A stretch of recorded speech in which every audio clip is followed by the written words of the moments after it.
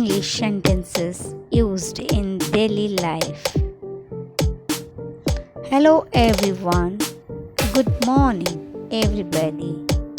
Good afternoon. Good afternoon everybody. How are you today? How are you getting on? How's life? How are things with you? Are you feeling better today, Ranjan? What a lovely day. What a cold day. Today is very cold, isn't it?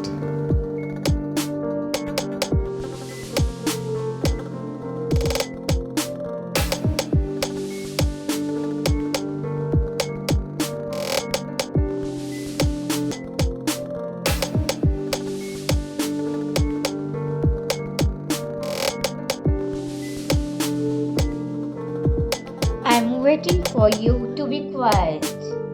Settle down now so we can start. We won't start until everyone is quiet. Stop talking and be quiet. Are you ready? Everybody, pay attention everybody.